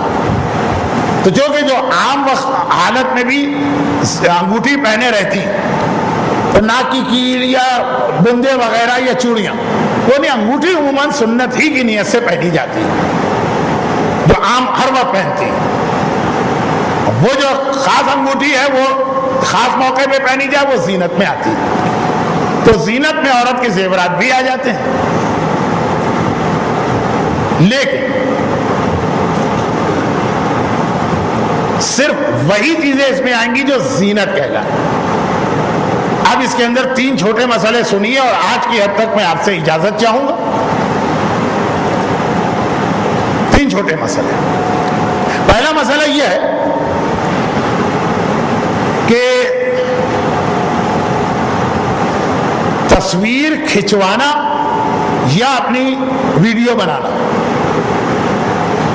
اب اس میں اگر اس کی وجہ سے کوئی زینت کر رہے ہیں تو حرام ہے، لیکن نہیں، وہ خالی یہ کہ آدمی نے دیکھا احرام وغیرہ میرا صحیح بندھا ہوا ہے، مکنا وغیرہ میرا صحیح ہے، پوز بنا رہے ہیں تاکہ وہ تصویر جو ہے نا بری نہ آئے، لیکن کوئی چیز ایکسٹرا آپ نے، لیکن دوران حج सन گلاس ضرورت بھی، خاص طور پر اب جو حج گرمی میں آ رہا، کیا سورج، کیا گلیس، کیا اس کی چمک، مگر فی الحال آپ کو اس کی ضرورت پیش نہیں آئی۔ اس لیے بہت ہی مختصر اس کا مسئلہ بتاؤں کہ وہ زینت، وہ سن گلاس جو زینت میں مانا جائے، لوگ یہی کہیں بہت ہی تم نے آج اسٹائلش سن گلاس پہنا ہوا ہے، کہاں سے آیا؟ وہ احرام کی حالت میں نہیں پہن سکتے، بلکہ شاید عورت عام زندگی میں بھی نہ پہنے، وہ تو حجاب کے بھی خلاف۔ اور وہ سن گلاس جو زینت کی کیٹیگری میں نہیں آیا، وہ اجازت۔ تین مسئلے تھے، مسئلہ نمبر 3 یہ اس کے بعد یہ مسئلہ مکمل ہو رہا ہے، پھر مجھے تیسرے اور 9ویں مسئلے کو ملا کر آپ سے اجازت چاہنا ہے، لیکن آج اصغر عباس صاحب کی بہت مختصر ایک انتظامی تقریر بھی، اور جیسا کہ آپ کو معلوم ہے کہ کل آپ کو بہت جلدی آنا، اگر رات میں ہی آپ اتنی دیر سے پہنچے کہ صبح نہ اٹھ پائیں، جبکہ کل کی کلاس آج سے زیادہ اہم۔ آج تو یہ ساری چیزیں جو آپ نے کی جان بوجھ کے بھی کریں گے تو اس میں سے کوئی چیز آپ کا حج غلط نہیں کرتی، کفارے آ جائیں گے، گناہ ہے، حج غلط۔ کل کا جو مسئلہ طواف ہے وہ غلط آپ نے کیا تو حج گئے۔ تو خیر، اس لیے میں کہہ رہا ہوں کل بالکل وقت پہ آنے کی کوشش کریں۔ یہ تیسرا مسئلہ زینت کا، وہ یہ ہے کہ اب سن گلاس میں تیسرا بھی آ گئے، عورت کے لیے کلرڈ کانٹیکٹ لینس، مرد کے لیے بھی یہی مسئلہ ہے، لیکن جو کہ عورتوں میں اس کا رواج بہت زیادہ۔ اب تو ہر ایک کو معلوم ہو گیا، ورنہ پہلے تو ہم حیران بھی ہوتے تھے، 15 منٹ پہلے یہ نیلی تھی تو 15 منٹ میں پیلی ہو گئی، تو آدھے گھنٹے میں لال ہو گئی، تو 15 منٹ کے بعد طوطا بھی اتنے جلدی رنگ نہیں بدلے گا جیسا آنکھ کا رنگ۔ نہیں مولانا، وہ کانٹیکٹ لینس ہے۔ اچھا تو خیر، لوگ سکھا دیتے ہیں بہت ساری چیزیں۔ تو کانٹیکٹ لینس رنگین اگر ہو تو وہ عام زندگی میں بھی عورت کے لیے حرام، اگر وہ چہرہ کھول رہی ہے، چہرہ چھپا رہی ہے تو، اور احرام میں تو زینت ہو گئی۔ اس کے ساتھ بھی زینت کی اور جتنی باتیں۔ اب اس میں ایک آخری مسئلہ، بہت اہم تو نہیں لیکن بہرحال پھر بھی ایک مسئلہ، مسئلہ نمبر 3 اور مسئلہ نمبر 9، یہ دو مسئلے، ان کا کمپیئر۔ خوشبو کا استعمال احرام کی حالت میں بھی حرام ہے، اور احرام سے پہلے بھی اگر خوشبو آپ نے لگائی ہے جو احرام تک چلے، احرام کا مطلب ہمیشہ تلبیہ، یہ 4 حرام چیزیں یعنی تو پہلے والی خوشبو بھی حرام اگر تلبیہ تک رہے، اور تلبیہ کے بعد تو ہے ہی حرام۔ زینت، تلبیہ کے بعد زینت حرام۔ اگر کسی نے تلبیہ سے پہلے زینت کوئی ایسی لگائی جو پہلے لگائی، اس وقت احرام نہیں تھا، اور اس کے اثرات تلبیہ کے بعد تک رہتے ہیں، وہ والی زینت حرام نہیں۔ یعنی یہ مطلب نہیں کہ حج سے 5 دن پہلے سے زینت بند کر دو۔ خوشبو میں یہی مسئلہ کہ احرام پہننے سے اتنا پہلے خوشبو بند کر دو کہ اس کی جتنی دیر اس کی خوشبو چلے۔ اگر کوئی خوشبو ایسی آپ استعمال کرتے ہیں گھٹیا ٹائپ کی جو آدھے گھنٹے میں خوشبو اڑ جاتی ہے، تو احرام سے آدھا گھنٹہ پہلے بند کر دو۔ بہت اچھی خوشبو استعمال کرتے ہیں آپ جو 2 دن رہتی ہے، تو 2 دن پہلے بند کر دو، ٹھیک ہے۔ زینت میں یہ نہیں، مسئلے کا مسئلے کے پریکٹیکل مسئلہ ہے کہ وہ کتاب پریکٹیکل مسئلہ۔ ذی قعدہ شروع ہو گیا، ہو سکتا ہے کئی شادیاں بھی چل رہی، اگر کسی خاتون نے مہندی لگائی شادی میں شرکت کے لیے، ابھی احرام تو نہیں ہے نا، مگر یہ مہندی جو ہے وہ کون مہندی اور وضو والا مسئلہ اور حجاب والا مسئلہ وہ ایک طرف رکھیے، میں تو حج کی اس وقت بات کر رہا ہوں کہ ایسی مہندی لگانا کہ جو تلبیہ کے بعد تک نظر آئے، وہ تو لگ گئی ایک بار، زینت ہے مگر ہم نے زینت احرام سے پہلے کی جو احرام تک باقی، اس میں جائز، خوشبو میں جائز نہیں تھا۔ زینت کا معیار ہے تلبیہ، تلبیہ کے بعد زینت جائز نہیں، تلبیہ سے پہلے کی وہ زینت بھی جائز جس کے اثرات تلبیہ کے بعد تک رہیں۔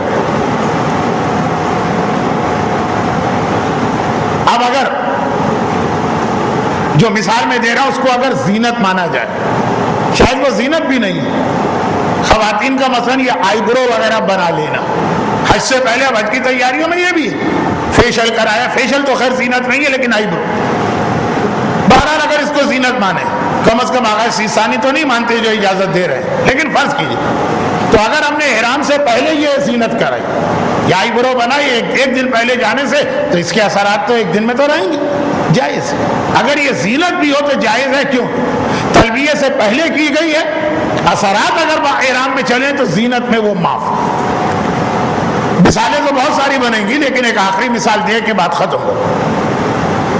تیسری چیز بھی ایسی ہے، لیکن چلو اس کو زینت مانیں۔ تیسری چیز ہے بالوں میں خضاب لگانا، کلر کرنا، بالوں کو ڈائی کرنا۔ بہت ساری خواتین کے بال وقت سے پہلے سفید ہوتے ہیں، وہ بالوں میں کلر کرتی ہیں، اور مردوں کے لیے بھی یہ بال اور داڑھی۔ اب اگر ہم نے حج پر جانے سے ایک دن پہلے یہ کلر وغیرہ کیا تو اب اس کا اثر ایک دن تو رہے گا۔ تو کلر والے تو کہتے ہیں کہ 28 دن چلے گا، کچھ کہتے ہیں 3 مہینے چلے گا، کوئی کہتے ہیں زندگی بھر چلے گا۔ بہرحال ایک دن 2 دن تو رہے گا۔ ہم نے تلبیہ پڑھنے سے پہلے وہ کلر لگایا بالوں جو پورے احرام میں چلے گا، تو خوشبو اگر ہوتی تو کہا جاتا پہلے سے ہی خوشبو حرام ہوگی۔ یہ حرام نہیں ہے، آپ احرام بلکہ جس وقت غسل احرام کر رہے ہیں، یعنی احرام میں آپ 15 منٹ ہے، اس وقت بھی آپ چاہیں تو زینت کی ہر چیز استعمال کر سکتے ہیں، چاہے پتہ بھی ہو کہ یہ 15 منٹ تک تو رہے گی۔ تو یہ خوشبو اور زینت کا ایک فرض ذہن میں رکھیے گا۔ تلبیہ پڑھنے کے بعد دونوں حرام ہو جاتے ہیں، مگر پیشگی ایڈوانس میں تلبیہ سے پہلے خوشبو حرام ہے جس کے اثرات باقی رہے، اور زینت حرام نہیں ہے چاہے اس کے اثرات بھی باقی رہے۔ تو یہ تقریباً یہ میں پہلا کالم اس لیے آج پورا کرنا چاہتا تھا کہ زینت کے مسئلے پر دوبارہ خوشبو کی طرف ہم کو جانا پڑا۔ تو اگر ہم آج زینت چھوڑ دیتے اور پھر کل زینت سمجھاتے تو پھر پورا خوشبو سمجھانا پڑتا۔ مجھے کوئی اعتراض نہیں، لیکن کل وقت نہیں، کل عمرے کے وہ مسئلے بتانا ہے جو پورے حج کو غلط کریں گے، طواف اور سعی اور نماز۔ پھر میں جملہ دوہرا دوں، یہ پورا چارٹ احرام کی پابندیاں ہیں جس کا خیال کرنا واجب، لیکن اگر آپ ان میں سے تقریباً ہر چیز کو جان بوجھ کر بھی کریں تو گناہ پر گناہ پر گناہ پر گناہ پر گناہ پر گناہ ہوگا، حج غلط نہیں ہوگا۔ تو زیادہ اہم وہ والا مسئلہ ہے، تو اس لیے میں نے یہ چاہا کہ کل میں کم سے کم وقت اس چارٹ کو دوں۔ آج کی میری گفتگو ختم ہوئی، اور جو میری 2 گزارشات آپ سن چکے ہیں، تیسری بھی ملا لیجئے۔